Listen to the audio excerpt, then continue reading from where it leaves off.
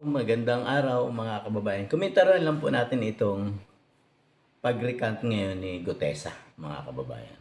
Kasi parang pinapalabas niya rito na nagkita-kita sila sa isang Japanese restaurant para gawan siya ng affidavit nila Mike Defensor at Marcoleta at yung sinasabi niyang Mike.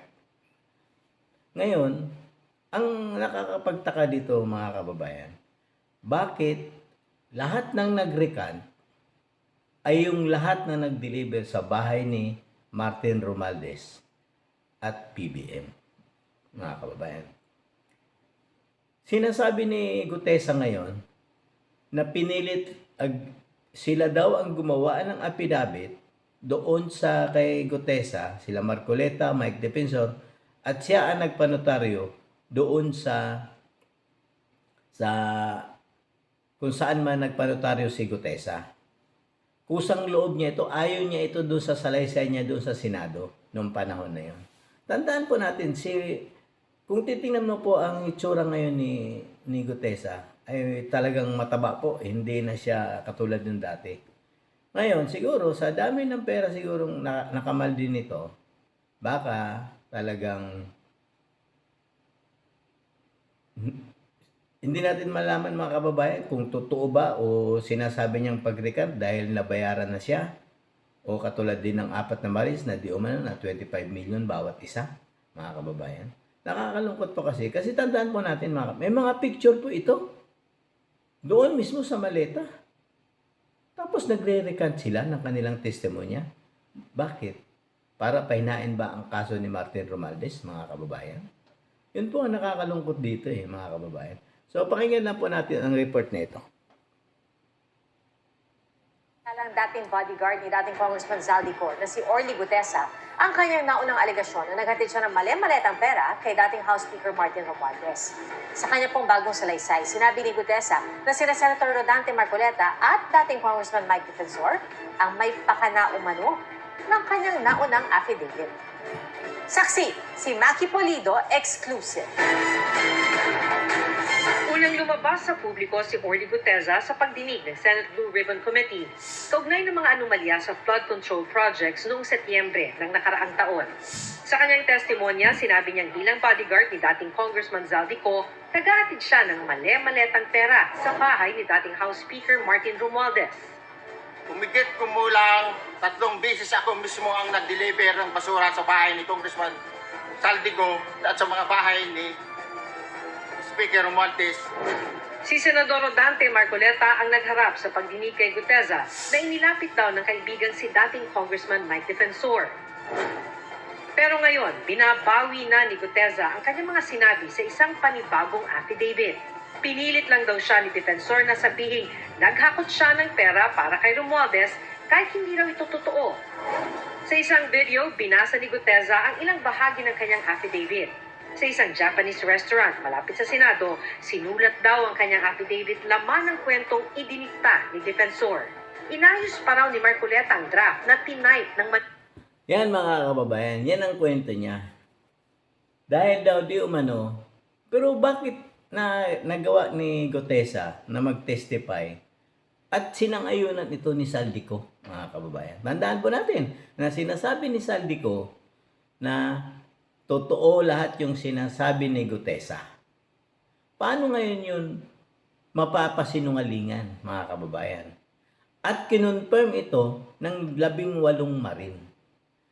Kanino tayo maniniwala? Sa isang taong nag-recant o 5 tao o itong dumarami? At kinonfirm pa ni umano ito ni Zaldico. Boss nila yon. Nung paglabas ni Gutesa, kinonfirm ni Zaldico ang kanyang testimonya. Pinatunayan ni Zaldico na totoo lahat ang sinabi ni Gutesa. Bakit ngayon? Kanino na tayo maniniwala ngayon? Sa sinasabi ni Gutesa o sa sinasabi ni Zaldico? Na sila Marcoleta, Mike Defensor ang may pakana ng lahat ng ito. Kung ako kasi kila Marcoleta, ang hirap-hirap po magtahi ng kwento, mga kababayan. Yun po ang aking tingin dito. Kasi kung wala ka namang knowledge talaga sa isang bagay, bakit mo itahi-tahi yung kwento, mga kababayan? Hindi mo dapat kailangan itahi-tahi yung kwento eh. Kasi bakit? Alam nyo po ang katotohanan. Yung kwento mo yan eh. Salaysay mo yun. Hindi salaysay ng ibang tao. Paano nangyari nalaman nila Marcoleta na mayroon palang mali-malitang pera na delivery sa bahay ni kung walang knowledge si Gutesa, mga kababayan. Kaya napakahirap pong paniwalaan ito, mga kababayan. Kasi kung papansinin nyo po, lahat po na nag-recant, na nag-deliver lahat sa bahay ni Martin Romualdez. Ano ang purpose nito? Para pahinain ang kaso kay Martin Romualdez? Doon na nila ibinuho sa mga Marines ang pera, mga kababayan. Kaya lang, ang akala natin sa mga Marines may paninindigan. Wala rin pala. May mga busal din pala ang kanilang mga lalamunan, mga kababayan, para ilabas ang buong katotohanan. Yan po ang nakakalungkot na katotohanan, mga kababayan. Bakit hinahayaan nila na mangyari ito? Bakit pinabayaan nila Gutesa na magbaliktad ang kanilang testimonya? Dahil ba sa tinakot sila? Binayaran sila? Tanging sila lang ang nakakaalam, mga kababayan. Sino ngayon ang nagbigay ng abogado kay Marcoleta? Tandaan natin, ang sinasabi ni Boying Rimulya, napakahirap kalaban ang napakaraming abogado at maraming pera. Sino ang tinutukoy ni Boying Rimulya? Di ba si Martin Romualdez? Yan po ang nakakalungkot, mga kabayan. Pinagluloko po talaga tayo rito sa bayan natin. Kasi bakit nila nasasabi na para bang nag-recant si Gutesa na itong salaysay niya sa Senado ay gawa-gawa lang. Tandaan po natin, dinimanda pa ni Marcoleta yung abogadong nagnotaryo dito sa affidavit ni Marcoleta, ni Gutesa. Tapos ngayon sasabihin lang na sa atin ng isang Marines na nag-recant na ito'y nagkita-kita sila sa Japanese Resource malapit sa Senado at gumawa daw ng affidavit si Mike Defensor at ang gumawa daw yung isang mark na sinasabi ni Gutesa na parang bayaw yata o manugang ni Marcoleta. Kaya lang hirap-hirap pong paniwalaan kasi lahat ng ito na sinasabi ni Gutesa nung una niyang affidavit, kinonfirm ni Saldico, kinonfirm ng 18 Marines at nagpakita pa sila ng picture na kasama si Gutesa. Paano ngayon yun mapapabaliwala? Paano ngayon yung maalis? Sino ngayon ang nagsasabi ng totoo, mga kababayan? Huwag tayo basta-basta maniniwala lang sa mga kwentong alam naman po natin sa tagal ng panahon na nawala si Gutesa, maaari pong may nangyari na hindi kaya-aya o pumapabor kay Gutesa kasi nababalita naman po nung araw na may gumagapang kay Gutesa na bumaliktad. Kaya nga po siya biglang nawala. Kasi tandaan natin, inalok siya ng security ng Senado para maingatan ang kanyang kalagayan dahil sa siniwalat niya sa Senado, pero hindi siya pumayag. Umuwi siya mag-isa, nakamotor lang, nang akala mo walang katakot-takot sa katawan, pero ngayon biglang nawala. At alam na natin ang dahilan kung bakit biglang nawala si Gutesa. Pinag-aawayan pa nga noong nila Lacson at Marcoleta yung affidavit Di ba po? Alam naman po natin lahat yan. Kasi hindi naman po yan lumang-luma. Last year lang po nangyari lahat yan.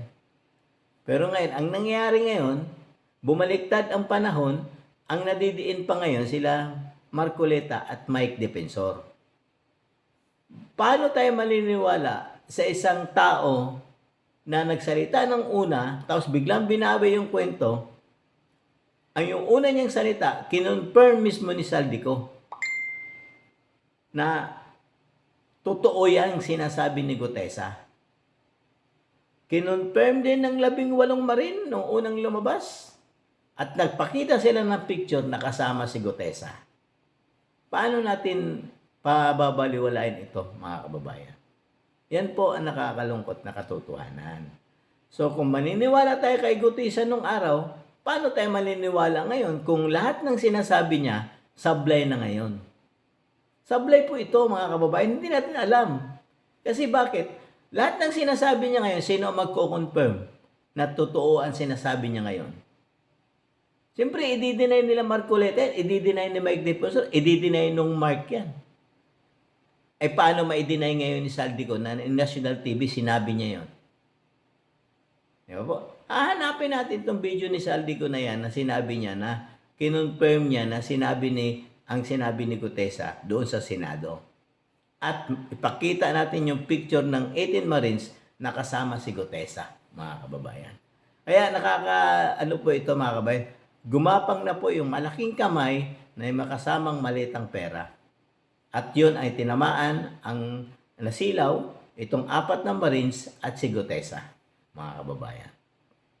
Kasi kung mapapansin nyo po, itong 5 ito na nag-recant, lahat ng ito nag-deliver sa bahay ni Martin Romualdez at ni BBM sa Ilocos Norte, mga kababayan. Paano tayo maniniwala dito? Pinagluloko na po talaga tayo gamit ang pera ng bayan para busalan ang katotohanan nitong mga nanunungkulan sa gobyernong ito. Malinis lang ang kanilang pangalan. Ang masakit, gusto nilang linisin ang pangalan nila gamit ang pera ng bayan, mga kababayan. Sa kawalang hiyaan na ginawa nila, kinamal nila ang pera ng bayan, nilustay nila ang pera ng bayan, ngayon, ginagamit nila ngayon sa pagtakip sa katotohanan para mailigtas ang kanilang mga pangalan kasi may mga ambisyon sila na maging presidente sa Pilipinas. Yun po ang katotohanan, mga kababayan. Kaya nakakalungkot po na ito pang si Gutesa ang siya pang bumaliktad, mga kababayan. Ituloy lang natin si Gutesa, mga Ni kababayan. Defensor na si Mark. Simulan na nanisin na ron Marcoleta ang basahin ang ginawa ni Mark na affidavit base sa sinabi ni former Congressman Mike na sabi niya, pare, ayusin ko ang Tagalog. Doon mismo sa harap ko, inaayos ni Mr. Marcoleta ang affidavit na yun. Sabi ni former Congressman Mike Defensor, si Mark kasi di marunong mag-Tagalog. Ang video na ito ibinigay sa GMA News ni Atty. Melvin Kalimag, ang abogadong nagnotaryo ng panibagong affidavit ni Gutesa noong August 13. Binigay din sa amin ang video na ginawang pagnotaryo sa isang hotel room sa Pasig. He was very relaxed. Tapos tahimik niya eh. Parang very ordinary lang. Ni-request namin kay Atty. Kalimag na makausap sa telepono si Gutesa pero ayon sa kanya, may problema sa signal kung nasaan si Gutesa kaya di siya makontak. Sa kwento ni Gutesa sa kanyang affidavit, narinig daw niya ang usapan ni na Defensor at Marcoleta tungkol sa pera.